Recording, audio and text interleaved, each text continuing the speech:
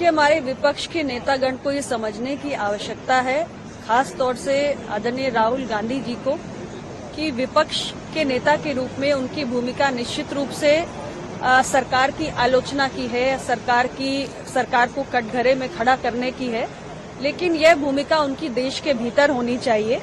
जब वे भारत के बाहर आते हैं तो वो देश के एक नागरिक हैं और अपने देश का मान सम्मान बढ़ाने वाली बात ही उनको करनी चाहिए। भारत के लोकतंत्र के विरुद्ध बयानबाजी करना या भारत के विरुद्ध बयानबाजी करना, ये मेरे ख्याल से घोर निंदनीय है और दुर्भाग्यपूर्ण है।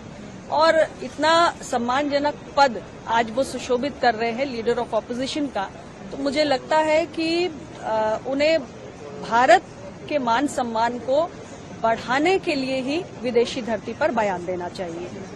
एक सवाल, प्रधानमंत्री की यूएन जनरल असेंबली सेशन में प्रधानमंत्री जी ने कहा कि एक तरफ तो टेररिज्म है जो कंटिन्यूअसली उस पर बात की, टेररिज्म पर, और ये एक सीरियस थ्रेट है, ग्लोबल पीस की बात की, शांति की बात लगातार प्रधानमंत्री जी कर रहे हैं। और अगर देखा जाए तो कई राजनेता और अध्यक्ष आज यूक्रेन के जेलेंस्की से भी उन्होंने मुलाकात की और पिछले दिनों वो यूक्रेन भी गए थे। शांति की उन्होंने वार्ता की हमेशा ही पहल करते आए हैं, कैसे देखते हैं इसको? देखिए, रशिया और यूक्रेन के बीच में युद्ध जब से प्रारंभ हुआ है तब से प्रधानमंत्री जी ने हमेशा ही ये बात कही है कि अब युद्ध का दौर नहीं है और आज का जो दौर है उसमें हमें संवाद के जरिए, डायलॉग के जरिए, डिप्लोमेसी के जरिए ही रास्ते निकालने चाहिए, समस्याओं के समाधान ढूंढने चाहिए।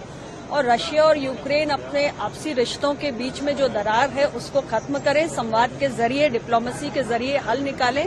युद्ध किसी समस्या का समाधान नहीं हो सकता। इस बात को लगातार भारत के प्रधानमंत्री श्री नरेंद्र मोदी जी कहते आए हैं और रशिया हो या यूक्रेन हो, दोनों देशों के राष्ट्राध्यक्षों से वो निरंतर मिले हैं और उन्होंने भारत का जो नजरिया है उसको स्पष्ट रूप से रखा है। दोनों देशों को ही ये बात कही है कि युद्ध अब समाप्त होना चाहिए और दुनिया को भारत ने बुद्ध दिए हैं, युद्ध नहीं। ये बात प्रधानमंत्री अक्सर कई मौकों पर दोहराते हैं। बहुत गहरा, बहुत बड़ा संदेश इन बातों में छिपा हुआ है और मुझे लगता है कि आज दुनिया को भारत से सीखने की जरूरत है।